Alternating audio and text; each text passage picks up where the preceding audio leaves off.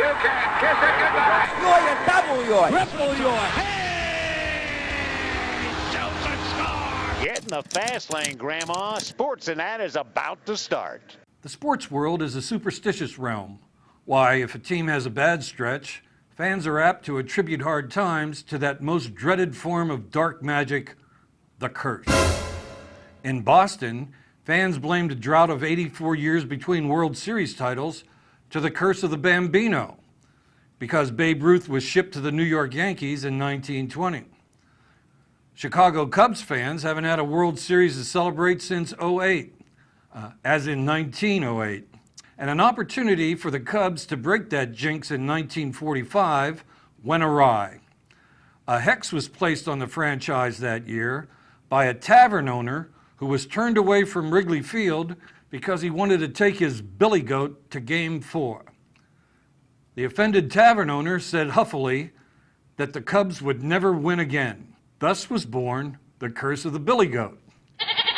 Now, it's a lot easier to think that a higher power must be at work than to blame bad management and lack of talent. But can the Steve Hartman incident of 2004 really be the work of a spurned billy goat? You make the call. Fan interference right there. Which brings us to the Detroit Lions. Going into the first round of the current NFL tournament, the Lions had won exactly one playoff game since 1957. And the Lions are still the only current NFC team that has never appeared in a Super Bowl.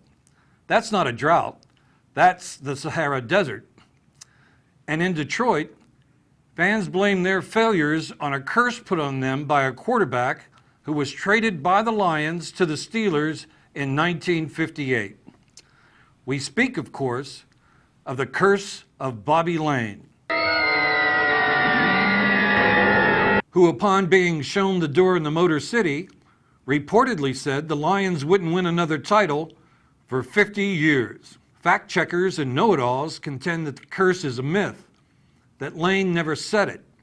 But it's been 53 years and counting, and Sportsnet is compelled to tell the story, especially if there's a website devoted to the curse of Bobby Layne.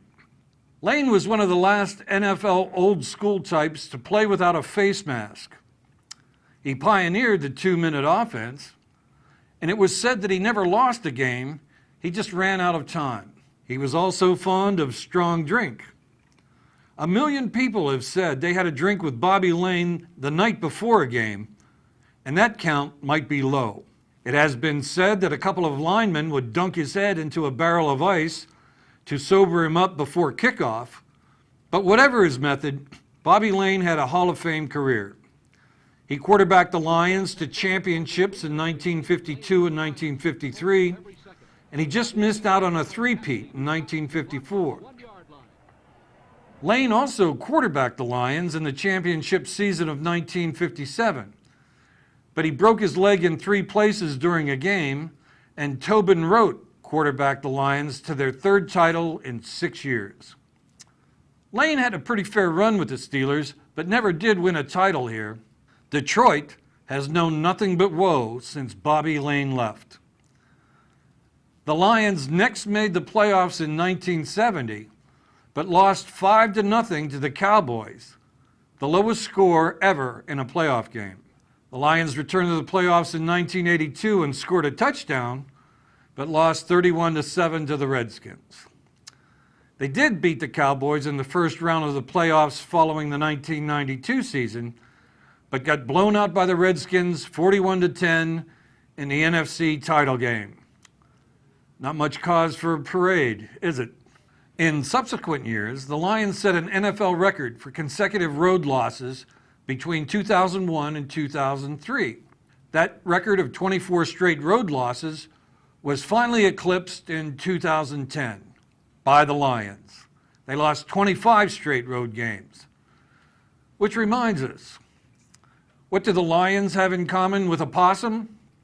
They both play dead at home and get killed on the road. What do stolen cars and the Lions have in common? No titles. What's the difference between the Lions and a dollar bill? Well, you can get 4 good quarters out of $1. Every year that gets a laugh. I'll be here all week. Try the veal. In 2008, the year the curse of Bobby Layne was to expire, the Lions lost all 16 games. A supernatural occurrence? Your call. Bobby Layne retired in 1963. Various ailments and a hard life caught up to him. In his last game with the Steelers, he didn't play until midway through the fourth quarter. That was in a 17-10 loss in something called the Playoff Bowl. The opponent was the Detroit Lions. Bobby Layne died in 1986, just shy of his 60th birthday. He used to say that if he knew he was going to live that long, he would have taken better care of himself. And he also said the best way to go would be to run out of money and breath at the same time. The curse of Bobby Layne has expired. Maybe one day the Lions will no longer be the answer on Final Jeopardy. Who are the Detroit Lions? Good for you. Just make sure it's posed in the form of a question. Otherwise, curses foiled again. Ladies and gentlemen, Bob Dvorak has just left the building.